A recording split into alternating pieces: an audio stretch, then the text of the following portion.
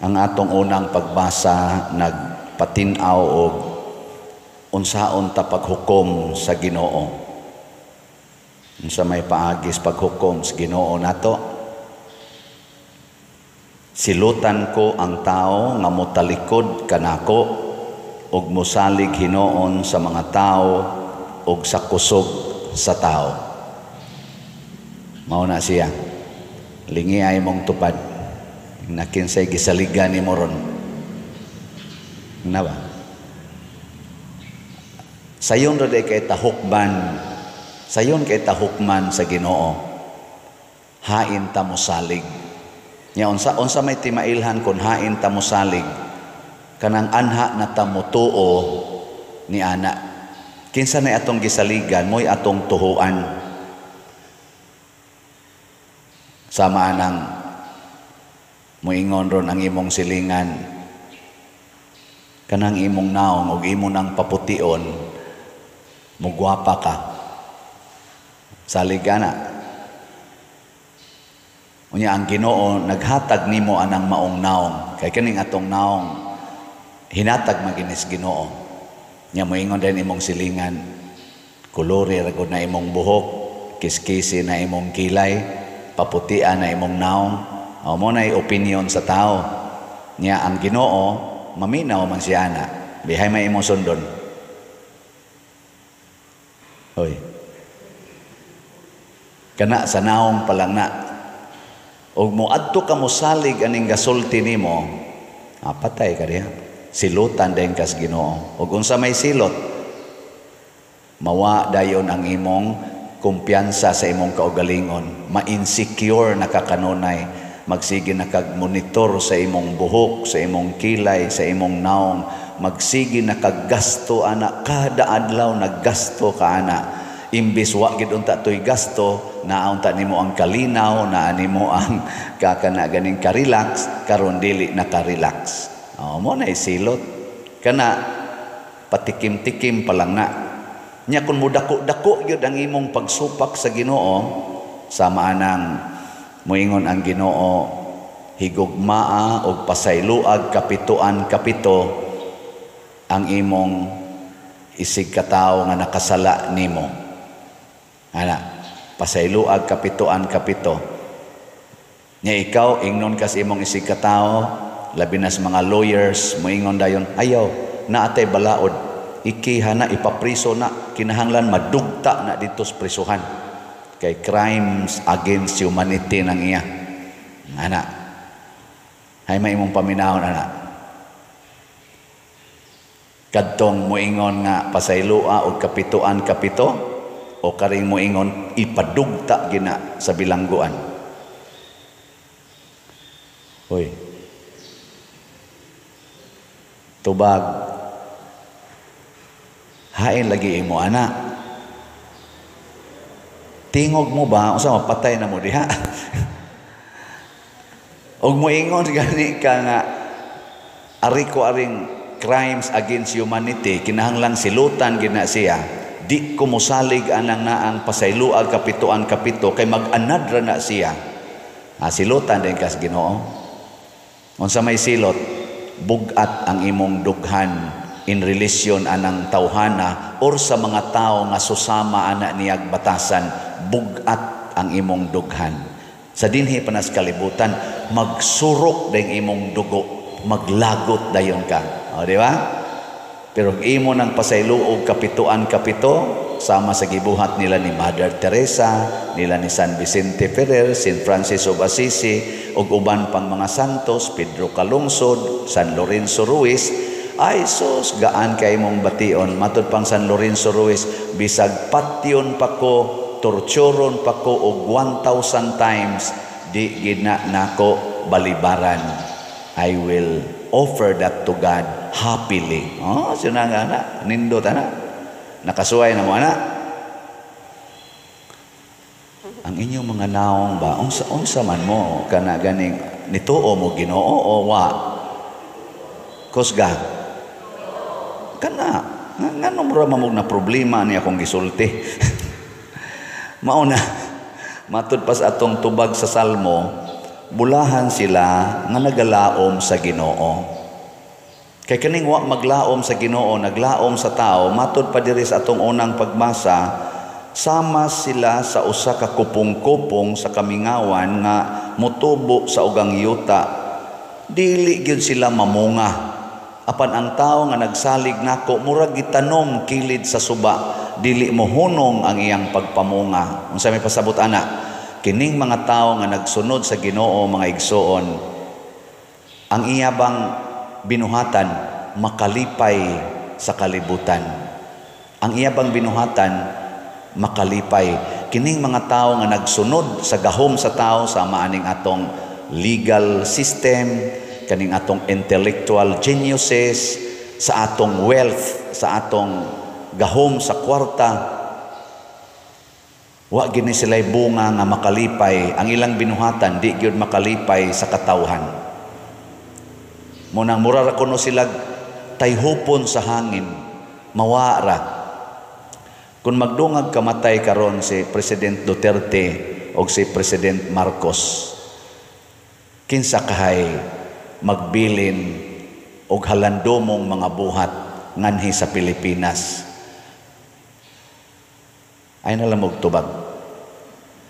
Unya kung kinsa Manila ang magbilin diha sa imong kasing-kasing og halandomon nindot nga kasinatian nga imong sarang handom-handomon, para nako mauna sila'y nakahimo pagsunod sa Ginoo. Oh. Kay mailakon mo ang kahoy sa iyang bunga, matud pas Ginoo. Way tao nga makakita sa kasing-kasing sa tao, matud pas unang pagbasa. Niingon diri, kinsa may makatukib sa kasing-kasing sa tao? Malimbungon kay ning kasing-kasing sa tao. Ang atong gisulti kasagaran dili maoy naas atong kasing-kasing. Daghan kay diha, labi na karong panahon sa eleksyon, tamis kay mga pulong, pero ang kasing-kasing yawanon. Nya unsaon pag-ila? Unsaon pag-ila? Ang ilang mga binuhatan. Muna, di tapatakag pili karon, ato usang tan-awon ang ilang binuhatan. Kinsa may nagsalig nila sa Ginoo ug naningkamot pagsunod sa gusto sa Ginoo, moy atong butaran. Diri sa atong ebanghelyo, gihisgutan ni Kristo isi pasumbingay ang duha ka tawo dinhis kalibutan. Ang usa nagsalig sa iyang kadato o sa iyang gahom nga tawhanon, bahandi nga tawhanon, ug ang usa ka tawo naganto sa tumang kalisod kadto si Lazaro, napuno pagyus nuka ang lawas. Sa panahon sa mga Hudiyo, mga igsoon, madato gani ka, you are blessed by God. You are favored by God. Mo na ilang interpretasyon. Pero kung ikaw gani daghan ikag sakit niya, pobre kay kastanan, you are cursed by God. Do na kay sala nga dako kaayo nga gisilutan kas Ginoo, maong naingon ana ka. Ana ilang pagsabot sa una. Ngigo na biling niya imong tupad. Ing dato ka. Ing na kono bin. Ing dato ka. Abisag karon kita karon unsa may ato yung interpretasyon. Kanang tao nga dato, moingon kita, hala no, blessed kay siya. Di ba? Dato pa, successful pa, powerful pa gyud. Blessed kay siya. Nya kana ganing tao nga wa na ginahot. Unsa may atong hala kaluoy. Unsa kay sa niya? Di ba bisan kita gani daghan kitag dimalas maghilak ta ngadto sa Ginoo. Ginoo, unsa may sa nako nga giingon man ko nimo ani? Di ba ana man tanaw? Unsa may sa nimo nga ngano mang napakoy sakit, nataktak pagyus trabaho ang akong anak, akong bana nga akong gisaligan.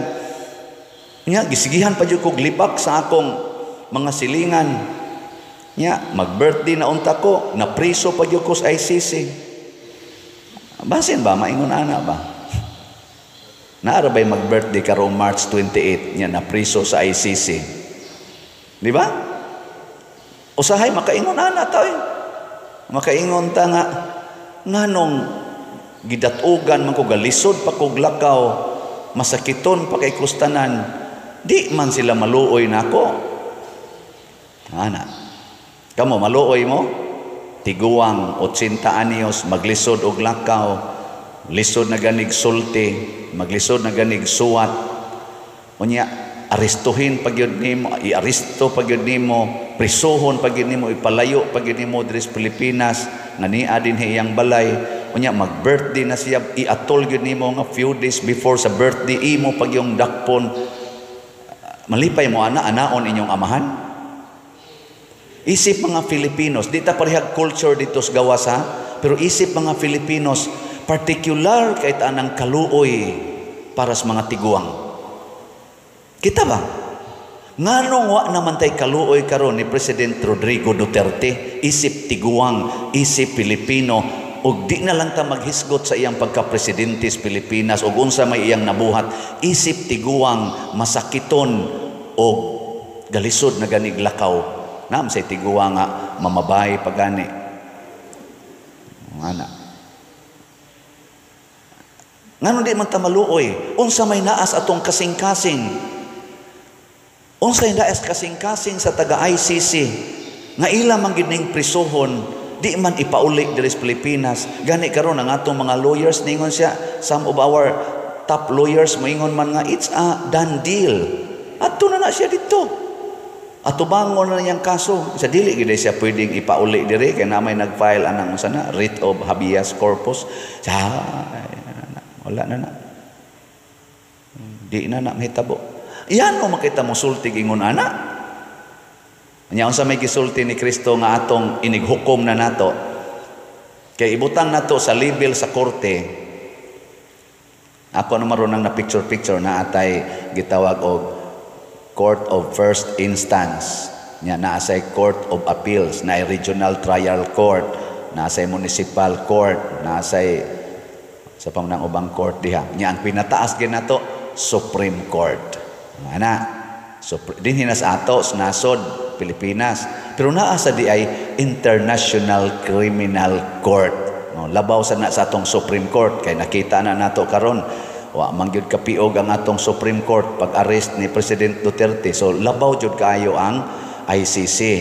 Gani niingon pa gani ang pipila sa ato mga lawyers in authority karon sa atong nasod nga di man gud na nato siya makasuhan diri kay di man mo cooperate ang mga witnesses. Mo nang adto siya kasuhan sa ICC para malitigate gina siya dito.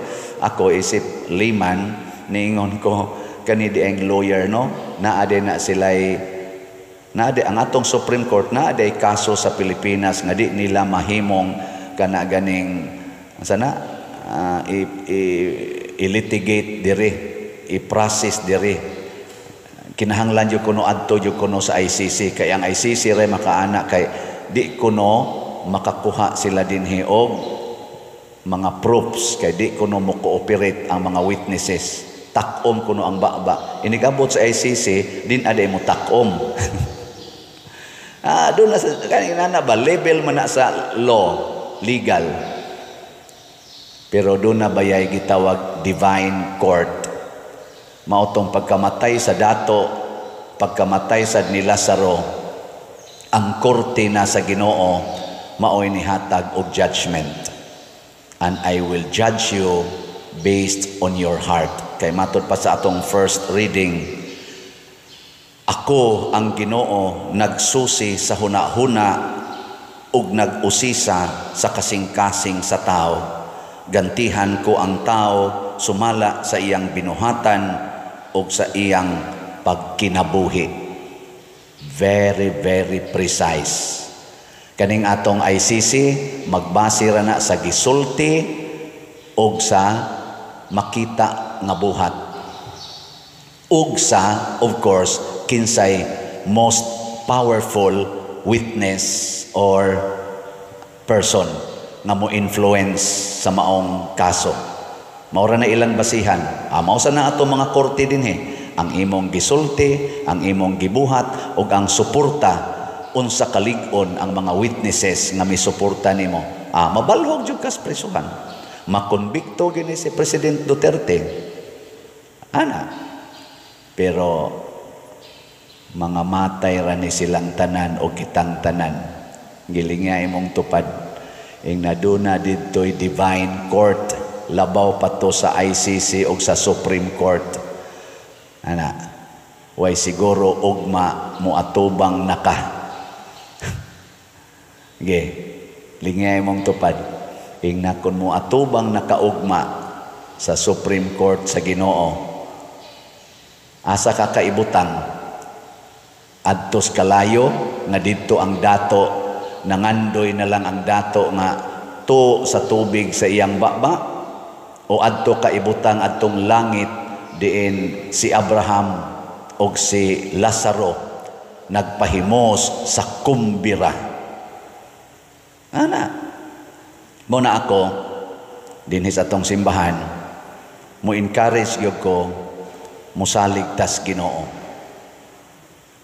Niya kay mosalig man tas Ginoo, dili ta magpatuyang og salig sa tao. Kining atong balaod makatabang mana, pero kining atong legal processes sa kalibutan o kining atong human reasoning, dili ni siya igo aron makapasarta sa korte sa Ginoo. At the final stage or final judgment nato, Matthew chapter 25 verses 31 to 46. Timan ninyo ha? Matthew chapter 25 verses 31 to 46 sa atong Katoliko nga Bible, ato nang gitaytulan og the final judgment. Katong himuon natang i-classify ta karnero or kanding. Ang kanding iiksas kalayo, ang karnero dadon sa bag-ong langit o bag-ong yuta nga naggilak-gilak sa kanindot. Kinsa man tong mahimong kanding, kadtong wa mupakaon sa gigutom, kadtong wa sa tong usa mupainom sa giuhaw dinis kalibutan ba, kadtong sa pa to bistihan ang hubo, kadtong pasudlon sa balay ang way balay or himuag balay ang way balay, shelter the homeless, kadtong niatiman sa masakiton, care the sick, o kadtong muduaw sa piniriso, visit the prisoners. So unsay gibuhat nato sa hungry people, thirsty people, sick people, homeless people, naked people, and imprisoned people, maunay atong atubangon sa Ginoo. Kung doon natay gibuhat nga maayo nila, mahimo tadayong karnero. Ibaliwa gani nato ang ilang panginahanglan. Unsa man? Mahimo dayon tang kanding. Nakaron kinsa kaha sa Duterte team or ni Marcos team or kining mga independent team sa atong mga politicians karong panahona, kinsa nila ang naningkamot pagpakaon sa gigutom, naghimog mga sistema aron mapakaon ang gigutom, mapainom ang giuhaw, maatiman ang masakiton, mahatagag panimalay ang way balay, mabistihan ang mga hubo, o maduaw ang mga piniriso. Kinsa kaha nila ang dunay gibuhat. Nya karon moari na tas atong kaugalingon. Pangutan ay imong kaugalingon. Lingi asad ang imong tupad. Ang di mo lingi, kanding. Sige, ingna kining pagpalit og slot, makatuman ka ni aning unom. Ingna ko na ba? Lingi ang tupad. Sa kining pagpalit na tog slot, makatuman ka tani. Ana, si President Duterte, masakiton. Giatiman ba siya sa nanagkihan niya? Si President Duterte, homeless na karon kay piniriso na siya. Giduaw ba siya sa iyang nanagkihan niya? Si President Duterte tiguang na. Kalisod naglakaw. Gigutom, ngitag inununan, giuhaw. Ana, giatiman ba siya sa nanagkihan niya? Niini. Muna, nganong gihimo na tong homeless si President Duterte? Nganong gihimo na to siyang piniriso? Crimes against humanity. Unsa magit ang tinuod nga crimes against humanity? Kinig yung paghikaw nato niining unom ka sitwasyon. Kumusta man karon ang administrasyon ni President Bongbong Marcos? Kining mga billions of pesos nga nangawa, gyud subay-subay pa karon. Kining atong mga infrastructures nga mukalitlag kawagtang na atay 5,500 na flood control unya baha lang gyapon to the max. Kining mawagtangan og budget ang PhilHealth para karong tuiga. Naka-address ba ni aning atong gihisgutan nga unom ka buok? O kining pagka-wide transparency sa atong gobyerno karon. Wa ta kahibaw hain gipanghatag, hain gipanggamit ang daghan kaayo o dagko kayong mga kantidad. Unsaon man inato pagsabot, kita nalay mohimo ni ana. Unsay mahitabo, silutan sa Ginoo ang wa mosalig niya. Tagaan og maayong kinabuhi ang mosalig niya. Dili lang dinhi sa kalibutan, labaw na gyud dito sa sunod. Kinsay mohukom dito sa sunod? Kinsa dito'y final judge? The King of Kings, the Lord of Lords, and the Judge, the Supreme Judge, Jesus Christ. So mo na'y atong bantayan